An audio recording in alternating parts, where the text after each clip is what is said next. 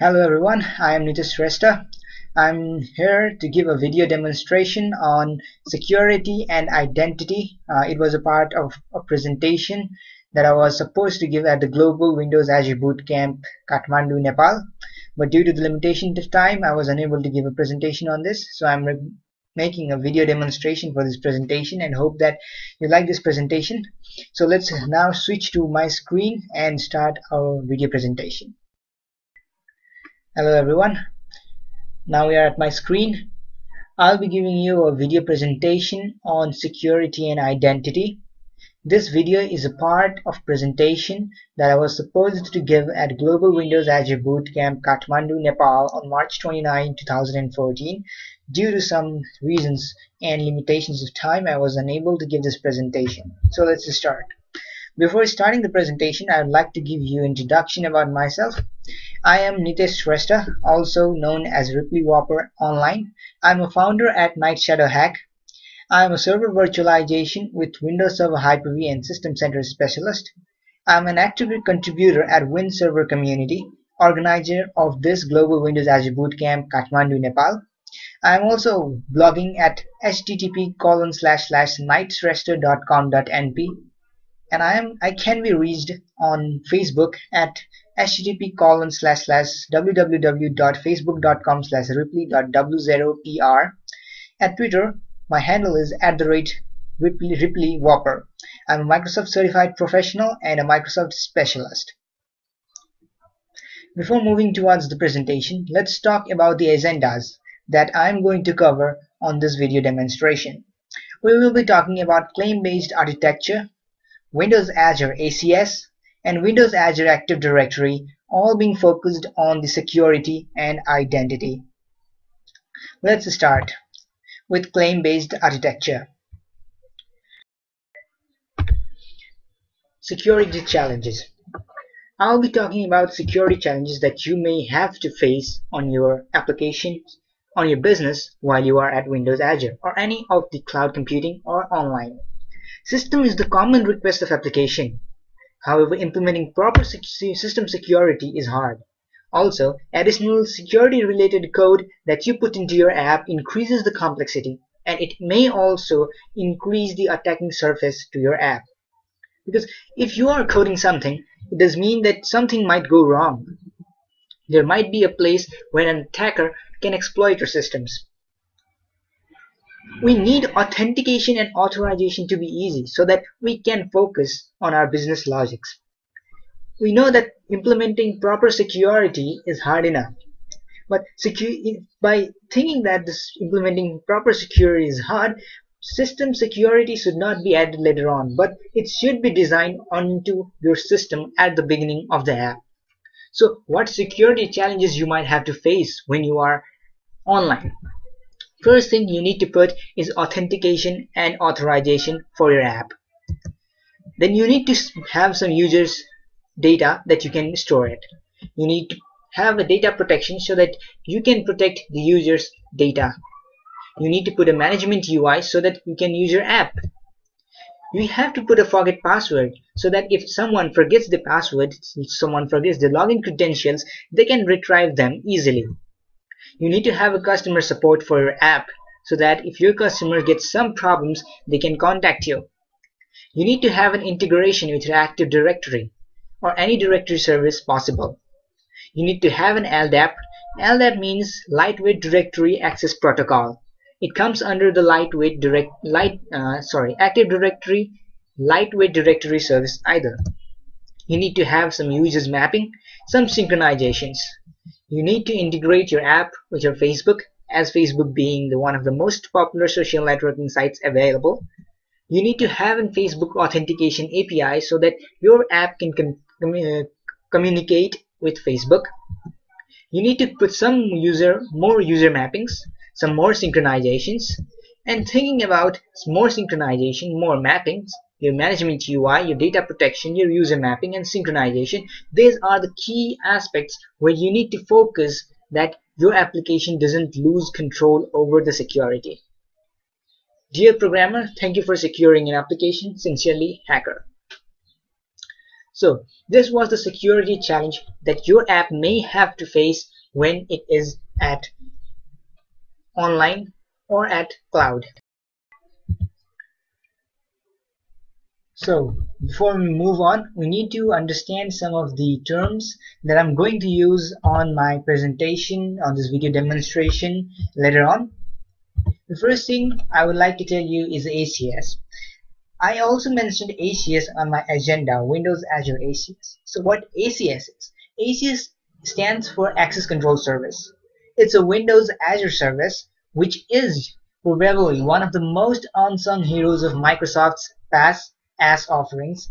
At its core, ACS serves as a federation provider, allowing you to decouple the authentication and authorization process for your applications.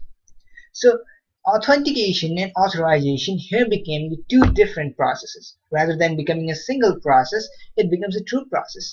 One party does an authentication process, other does the process of authorization. Next thing is WIF. It's a Windows Identity Foundation which enables .NET developers to externalize identity logics from their application, which helps them improve their developers' productivity and enhancing the application security and enabling interoperability. It's a framework available for .NET developers. Next thing is IDP. It stands for Identity Provider. It's also denoted as IP. But in this presentation, I will not be using it as IP because it might create a confusion. Is it IP?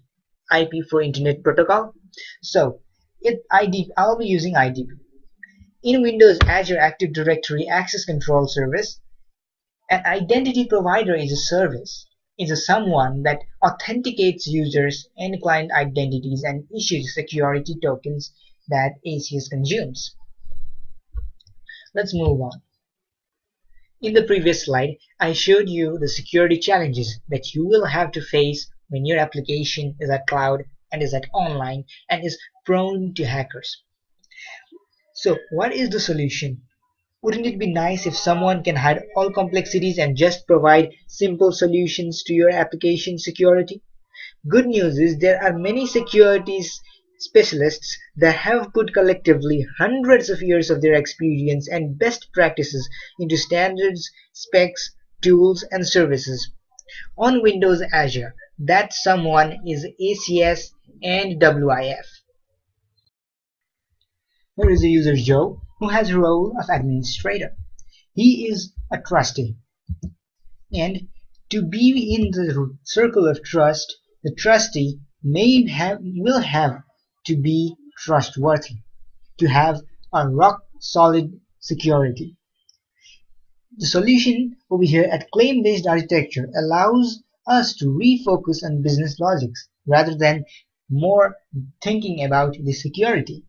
The circle of trust can be further extended to include other identity providers and service providers to enable scenarios such as SSO, which is also known as single sign-on. Now let's move on. Digital identity in a nutshell. Here I will provide you a quick introduction to commonly used digital identity concepts using a real-life scenario. The scenario is here. You are going to an airport to go get into a plane. You are stopped by security who demands a boarding pass. You go to the ticket counter to get a boarding pass. You are informed that you need a passport in order to get a boarding pass. You present the passport in this case and you get a boarding pass in return after your passport is verified. You present your passport to the security and get permission to get board. While you are on board, you use your board pass to find your seat, which is seat number 28A. Of course, this is not the exact process while you are at the airport. Probably you will directly go to the ticket counter, take your boarding pass first, and this is similar to IP initialized authentication process. Here we are just discussing about the RP initialized authentication process. Now let's map the above story into the digital concept. You are a user that tries to access the service. Over here it's a plane. The service plane relies on some other party for authentication, so it's called relying party, RP. We are using RP for short in this case. Here is WIF, which is Windows Identity Foundation. This is security counter, and it is configured to protect the service, which is plain in this case. It will redirect all unauthorized calls to a trusted IDP, that is identity provider. In this case, that IDP is ACS. As ACS serves a dual role. It acts as IDP to the RP, but itself acts as RP as it trusts other IDPs over here, such as departments, for actual authentication. In this case, ACS is configured to trust two IDPs, one over here and the other here. User needs to acquire security tokens, which consists claims on that user from either IDP. The process of selection which IDP to use is called home VLAN discovery. Once a token is presented to ACS, ACS can apply token transformations based on predefined rules such as changing token formats and enriching tokens with more information, etc. Once the token is transformed to desired format, it is sent to WIF. WIF cracks the token and provides claims to the relying service. The RP can simply use the claims, such as a seat number in this case, to give authorization to the users in your business. So let's move on to our next agenda. It's a second agenda, Windows Azure ACS, also known as Windows Azure Access Control Service. So what Windows Azure Access Control Service is? Windows Azure Access Control Service makes it easy to authenticate and authorize users. As by a name, you can understand that it is a service which controls access of its users by authenticating and authorizing the users. You can integrate the single sign-on and centralized authorization into your web applications to make it secure. There are some standard-based identity providers. For enterprise directories, that is for examples, that is Active Directory Federation Service v2.0. If you are talking about web entities, here is an option for you to use Windows Live ID, Google, Yahoo, Facebook, and Twitter as your identity providers. You can use these services as your access control service. So let's take the scenario of access control service now. Your browser, you are browsing through a browser and request the resources to your application. Your application redirects your browser to ACS for authentication. Your ACS goes through home VLAN discovery process to choose an identity provider, then redirects browsers to the identity provider for login.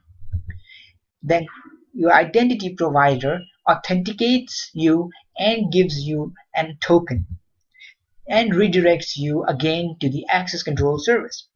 You send the token provided to you by the identity provider to your access control service. It validates the token, it runs the rules engine, it again issues you token after the token transformation, and it again redirects you to the relying party with access control service token, and that relying party in this case is your application. You send your ACS token to your relying party and it validates the token, and finally the application, the relying party, sends you the resource representation that you are asking for if you have the permission. Now talking about the access control features.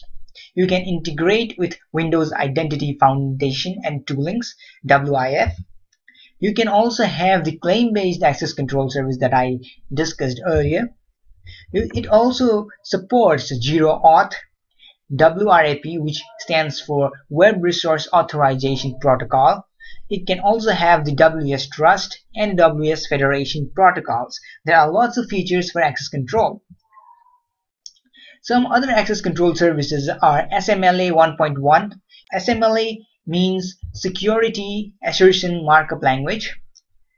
There are two versions of SMLA that access control feature supports: SMLA 1.1 and SMLA 2.0, and other formats like simple web token formats. You can have integrated and customizable home relay and discovery, and there is an OData based management service to ACS configurations. It was a short description about the Windows Azure Access Control Service. Now we will be talking about the Windows Azure Active Directory in short. What Windows Azure Active Directory is the extension of Azure Directory into the cloud. It is primarily designed to meet the needs of the cloud applications. Windows Azure Active Directory also provides Identity as a Service, an initial platform and an initial part of a Platform as a Service, PASS. Identity Management as a Service. Now let's talk about this. What does it do? It consolidates identity management across your cloud applications. It connects your directory from any platform and any devices. It can connect with people from web identity providers and other organizations. What is the relation of Windows Server Active Directory and the Active Directory on Windows Azure? On-premise and Active Directory can be managed as one. Directory information is synchronized to cloud and made available to cloud apps via role-based access control. You have on-premises servers and on-premises Active Directory. You can move your on-premises Active Directory to your cloud-based Active Directory. You can enable federated authentication that enables SSO to cloud applications. SSO stands for Single Sign-On. After giving you a brief introduction on Windows Azure Active Directory, now let's move towards the demo. So this is the Windows Azure Management Portal. I'm in the All Items tab. This gives the review of all of the items that I have in my storage account, my Visual Studio Online accounts, and two directories. So let's move on to the Active Directory tab over here. So I have two directories already running. I made this Active Directory for the Azure demo, but now let's again make Azure Active Directory. I thought I could delete it, but Azure Active Directory doesn't have an option to delete the created directory. So for creating an Azure Active Directory, either you can click on Add over here, or you can go to New, App Services, Active Directory, Directory, and Custom Create. Without going to the long process, or directly go to Add. We can create a new directory or use an existing directory. We will create a new Active Directory, naming it GWAB. We will give a name to this Active Directory. It will be GWAB, KATHMANDU Kathmandu. This is also taken. KTM. I hope this is not taken. Okay, this is available. Now we'll be selecting our country. As over here Nepal does not exist, so we'll be selecting India. As you can see that other countries, previously India was selected. We'll move. So it is creating a directory GWAB. Now directory GWAB has been created. So when you click over here, you can have this flawless interface. You can learn about how to integrate a directory, how to program Windows Azure Active Directory, and also learn about what is Azure Directory. So we'll go to the Users tab. You will have a default users under my name of this as Nitesh Shrestha. So we can add a new user. Is it a new user to the organization, or a user have an existing Microsoft account, or user on other Windows Azure Active Directory? We will use this. We have user's name as this, gwabktm.onmicrosoft.com, which was selected by us as an URL. So we will say user1. We will move forward. We'll give its name user guab. We will name it as guab user. Now we can have it as a user or as a global administrator. If you are giving it as a global administrator, you will be asked to put an alternative email address that you might want to put. And you may also want to put an enabled multi-factor authentication. It says that the user will need to create app passwords to use non-browser applications like Outlook and other things. You need to put an alternative email address if your user is a global administrator. So I'll put visual.nitesh@hotmail.com. I guess I own this account. So we can enable multi-factor authentication, so it enhances the security by requiring a password and a device to sign in. So let's move on. So we will create a temporary password, which is this. We can copy the passwords. Password is copied. We can also send his password to any email address, but be sure that the password will be sent in a clear text. We move on. So by thinking that we have enabled multi-factor authentication does not mean that when your user goes and sign in for the first time, it will be asked for the multi-factor authentication. For that, you need to go and manage your multi-factor authentication through the window over here, which opens another portal which helps you manage your multi-factor authentication server. So I'm accessing very sensitive information, so I need to verify it. I hope no one saw my password. Okay, let's move. When you are authenticated with your passwords, you will be redirected to the multi-factor authentication management portal. You can delete a user but not delete the Active Directory itself.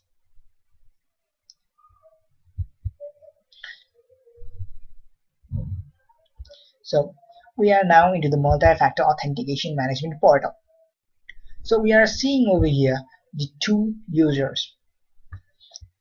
I do not have multi-factor authentication enabled in my window niteshRest account, so it is being not highlighted, being disabled over here, which looks like disabled, but you can enable it, I guess. So we will be using guab as our user for our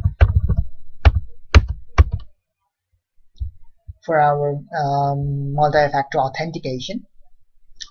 We have multi-factor authentication enabled over here, so we can click on enforce. It says about non-browser applications. After multi-factor authentication is enforced, user will need to create an app password to use non-browser applications such as Outlook or Link. For security reasons, app passwords are not available to admins who will be able to sign in only with the browsers. So we'll enable multi-factor authentication and we will wait for it, and the updates are successful. Now it still does not mean that you have a multi-factor authentication enabled, and when your users log in, it will be asked for multi-factor authentication. Here you can see that allow users to create app passwords to sign into the browser application, or you can also make that you cannot allow your users to have the app passwords that have multi-factor authentication to use non-browser applications. So before getting to that, we will also need to create a multi-factor authentication server over there. Where is it? Okay, multi-authentication providers. Currently we do not have any multi-factor authentication providers. We will create a new multi-factor authentication provider. We will name it guab. It will be pre-enabled users, and we will link it to the directory of guab. It means that the users of model cannot be changed after multi-factor authentication provider has been created, and you will be charged for any users enabled for multi-factor authentication in selected directories. So multi-factor authentication is a paid service, so I will not be able to show you how the multi-factor authentication will work, but I will show you how we can enable it. Now in the multi-factor authentication over here, we have created this. We will try to manage the multi-factor authentication provider. This was a multi-factor authentication for our Windows Azure Active Directory named GWAB. Directory named GWAB. Where is it? Okay, here. You can see its type is directory and its type is multi-factor authentication. We'll get inside it.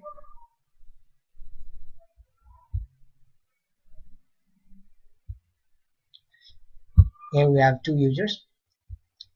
We can also add some other users in the organization, like user 2, giving it a name of user 2 GWAB, display name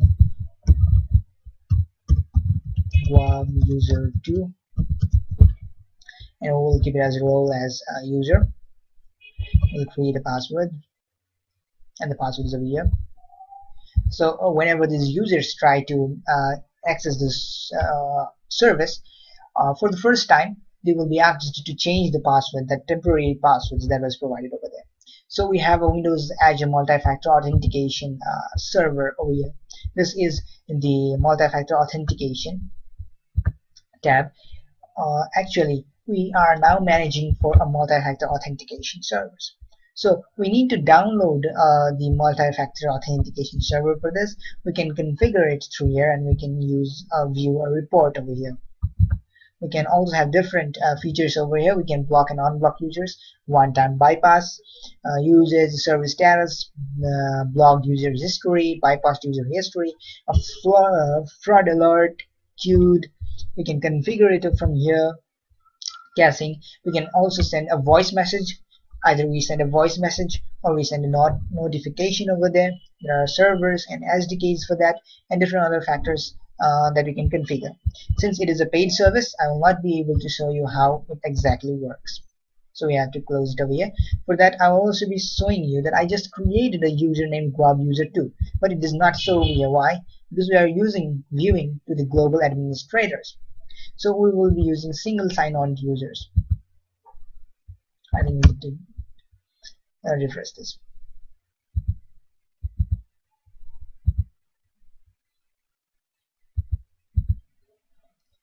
So now you see over here that the username over here is really long, like username @companyname.onmicrosoft.com. So how do we make it short and look nice to you? We can go to domains. We have no custom domains currently in our Active Directory, so we can add a domain. I'll be adding my domain name.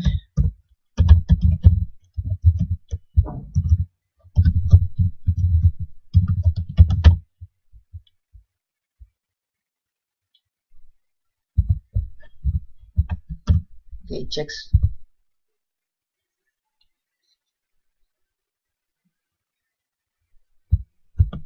This is not allowed. Okay, I plan to configure this domain for single sign-on with my local directory. You need to go add. For adding your your domain to the Active Directory, you need to pass a verification that you own this domain. So you will need to verify your domain over here. So you need to add a txt record or an mx record in your going through your host, or if you do not know how, you can look over the instructions for adding DNS records at popular domain registrars, and you can also call your company for support for this.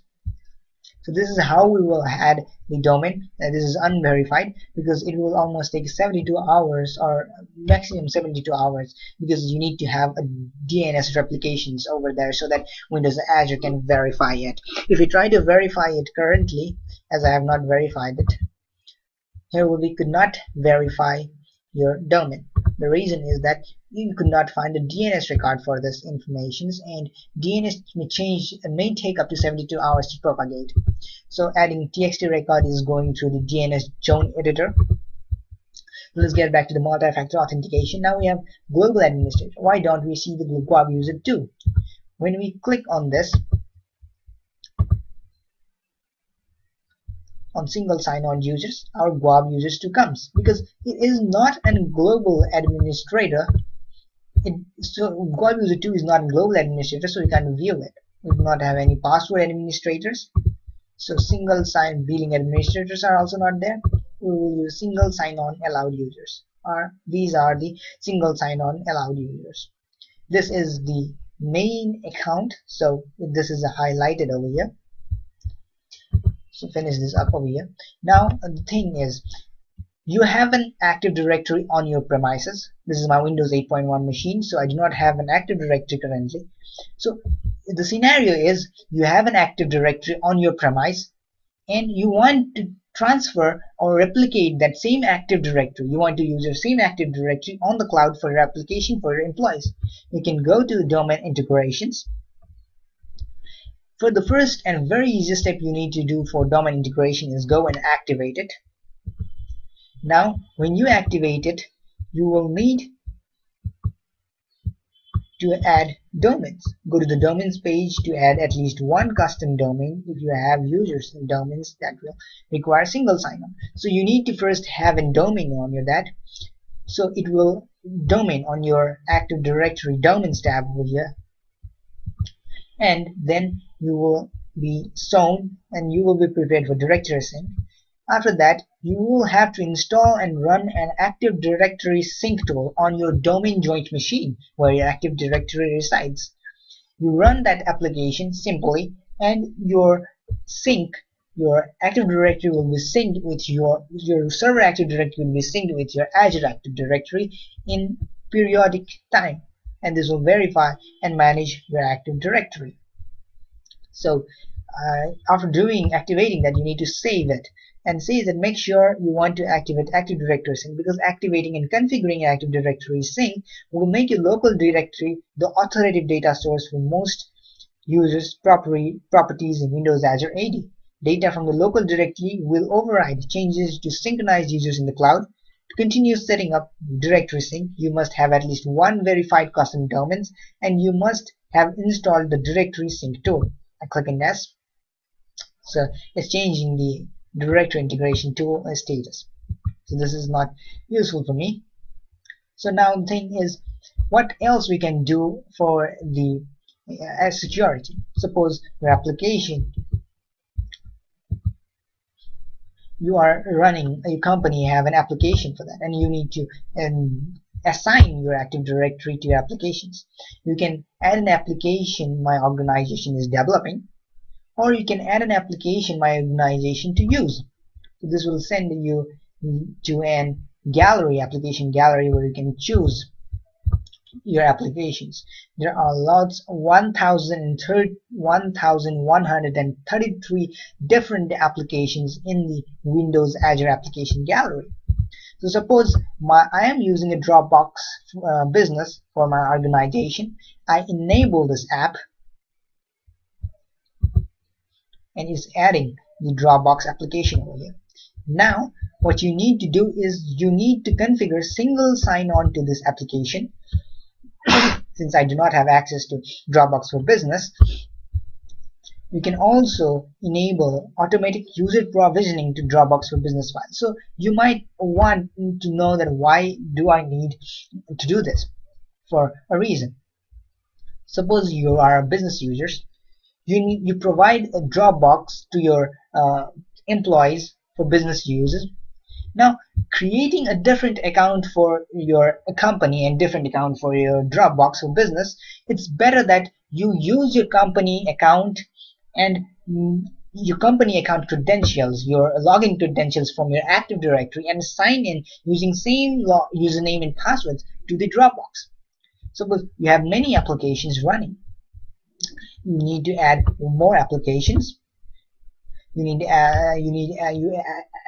You install an different application. So where like I will be using a Box account. Suppose I will add it over here. So creating different applications for creating different usernames and passwords for different services for your employees makes a sense. It doesn't make a sense, because if you can use your company login credentials to sign in to these services, it's easy. So how does it help in security and identity? So suppose your employee leaves the company. So if you assign different usernames and different passwords to your employee to these different services, he might even have an access to your Dropbox and Box accounts. So what you do is, if you delete your users from your Active Directory, over here, from users tab of Active Directory, your users will lose the accounts on these different services. Suppose Guard user 2 has an access to both of my applications and leaves the company. I simply delete the users. Now the user is deleted. Now the user also loses his account from Box service, and Dropbox for Business applications. So this makes security. You can also have, like, you had a directory sync over here. You have a directory sync, your local Active Directory synced over here. So you delete and add your user from your local Active Directory, it will automatically be updated in your Windows Azure Active Directory also. So for syncing that, you can download tools from here also, which is on exe format, and you will need to deploy it to the different machines. So this was a demo on how you can deploy security for your Windows Azure accounts. So this was an Windows Azure AD demo. Now what we covered in this video demonstration is we discussed about claim-based architecture, which uses ACS and WIF for authentication needs. We also described and learned about Windows Azure ACS, which gives us easy integration with standard-based identity providers. In Windows Azure Active Directory, we discussed about the identity as a service. Thank you Windows Azure, Office 365, WinServer Community, Microsoft Innovation Center Nepal, Pluralsight, O'Reilly, and Microsoft and Global Windows Azure team for supporting this event. Thank you for watching my video demonstration. Please visit http://niteshrestor.com.np for more information. Thank you.